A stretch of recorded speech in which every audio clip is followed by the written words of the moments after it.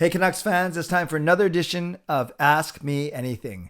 I'm Canuck Clay. I'm the founder of the GLCPC, the Good Looking Canucks Positivity Club. This is my Canucks take, all in one take. It's Clay's Canucks commentary for Monday, October the 11th. Thanksgiving Monday in Canada. If you're new, this is what you should do. Hit the subscribe button now for daily Canucks insight that's positive, timely, and trustworthy. This, as always, this vlog is coming to you by Perform and Transform. Brought to you by Perform and Transform, personal training and weight loss. Sign up for a free 7-day trial using the link in my video description. Please forgive me that I did not release this video yesterday on Thanksgiving Sunday. I released two other videos, one full-length video on Hamonic and DiGiuseppe being on waivers, the other quick YouTube short on Oli Ulevi getting traded, and then I just got busy with family stuff. So that's why it's a day late, although I'm recording this on Sunday night. But as you're watching this, as I mentioned on my live stream, it's also the death anniversary of my dad, my hero. His name is Larry. Taught me how to be a Canucks fan, taught me how to be a dad and a husband. So love you, Dad, miss you. And thank you to everyone for the kind words during my live stream last night. Okay, lots of great questions to get to, so let's get to them right away. Sean Avery says this: how many points do you think OEL has to get to live up to his contract? To live up to his contract, I'd say you want him getting 40 to 45 points. If he hits 50, that's pretty good. I don't think he's in line for that. But if he's a 40-point guy for his years here, then I think that's fine. That's half a point a game.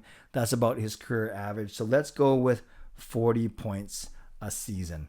Rome Ticklin, any thoughts about running a regular season hockey pool for the GLCPC, Clay? Rome, I've thought about it, but I just don't think I have the bandwidth to do so. I'm already in one fantasy pool, a keeper league, which is daily management of rosters. And then I'm going to be in at least 2, if not 3 other hockey pools. So I think that's enough, but I will do something for the playoffs, as I always do when the playoffs take place. Debut Hunter, how much does a currently full strength loss against a team with McDavid and Draisaitl out concern you? Preseason, but surely that was a showing. Debut Hunter, honestly, it doesn't concern me at all. I'd put no or little stock into preseason games. Yes, they didn't have McDavid and Draisaitl. We didn't have, Besser and Dickinson. I know that doesn't add up to Benning and Draisaitl. To McDavid and Draisaitl. I can't believe I put Jim Benning as their first line center. So yes, I know Besser and Dickinson don't add up to McDavid and Draisaitl yet.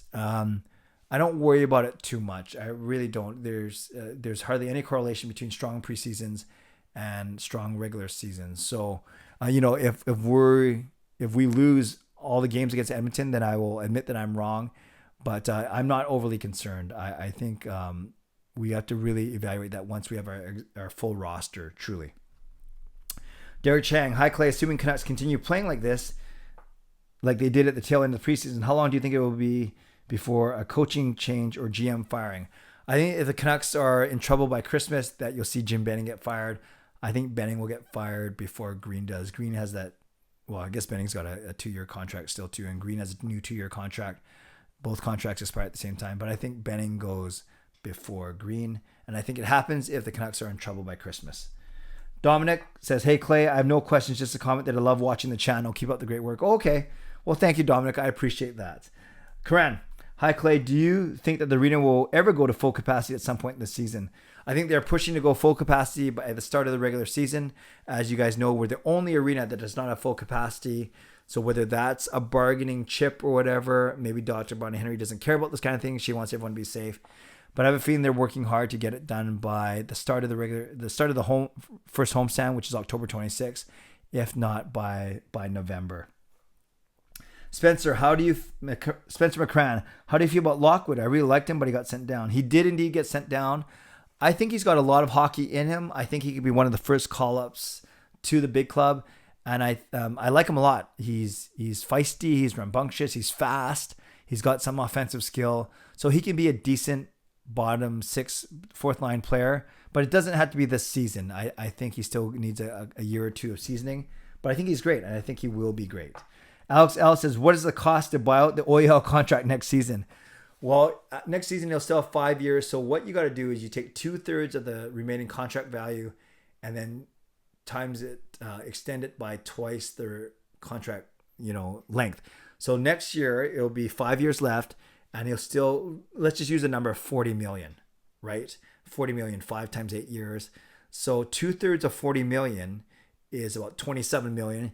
But then you have to extend that over not just 5 years, but 10 years. So the cap penalty will be about $2.7 million a year, roughly. I haven't included bonuses. It's kind of complicated, but roughly it'll be 2.7 for the next 10 years. Not worth it at all. Christopher Chen, do you think the roster is one top 6 forward or one top pairing D-man away from a legit Stanley Cup contender? I think when the Canucks are healthy, if you can roll out a top 6, whatever order you want, of the Lotto line, and Horvat, Garland, and one of Pearson, Podkolzin, or Höglander, I think that's a pretty good top 6 forward. I would take, I think we need a better defense and a top D-man for sure. So I would say we're more, we could use a top D-man more than a top forward to be a legit Stanley Cup contender. But I'll take both, obviously. Lefty all around, what do you think of Nick Patan's chances of being in the starting lineup? I'd give him a chance while there are spots open.